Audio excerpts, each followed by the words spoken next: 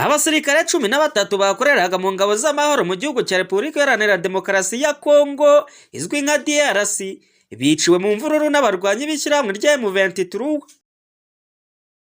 Ingabo za Afurika y'Epfo zatakaje abasirikare bayo 9 bishwe barimo gufasha gusubiza inyuma igitero cy'abarwanyi mu mujyi wa Goma uri mu burasirazuba bwa DRC hamwe n'abasirikare 3 ba Malawi.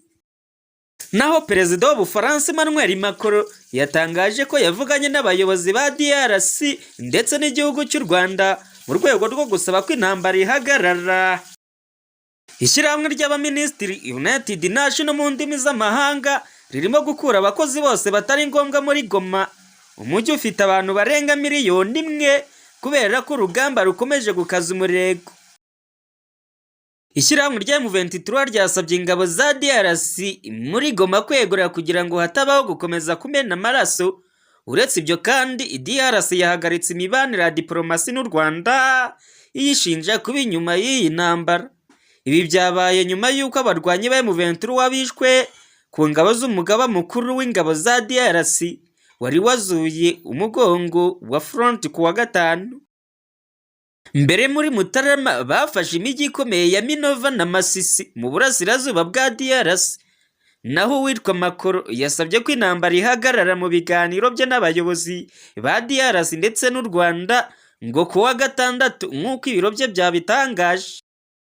Naho ngo umuyobozi w'ishyaka rishinzwe politiki y'ububanyi n'amahanga mu muryango w'ubumwe bw'Uburayi European Union mu ndimi z'amahanga Kaja Kalasi yasabye M23 guhagarika ibikorwa byabo, anenga kandi inkunga y'u Rwanda mu ishyirahamwe rya M23 nk'uko bitangazwa n'ikigo cy'itangazamakuru cya AFP. Icyo gitekerezo cyashimangiwe n'umukuru w'igihugu wa Angola Joao Lourenco, umuhuza w'umuryango wa Afurika yunze ubumwe African Union hagati y'u Rwanda na DRC, wababajwe n'ibikorwa bya M23 n'ababishyigikiye, asaba ko hakumirwa byihutirwa imirwano kugira ngo hamenyekane ubuzima bw'abaturage nk'uko ikigo cy'itangazamakuru cya AFP kibitangaza.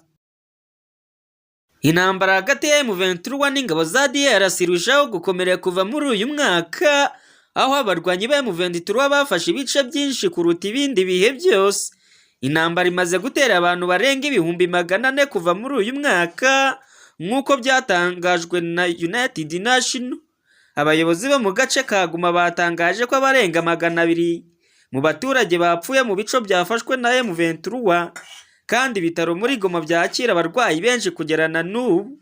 Martin Gordon, umupadiri w'umugereki muri Goma, yabwiye BBC ko intambara mu gihugu imaze igihe kirekire kandi ko abantu bazakora ibishoboka byose ngo bagire amahoro. Mu minsi ishize ibihugu byinshi byasabye abaturage babo kuva muri Goma birimo Ubwongereza, Ubufaransa, Ubudage na Leta Zunze Ubumwe za Amerika.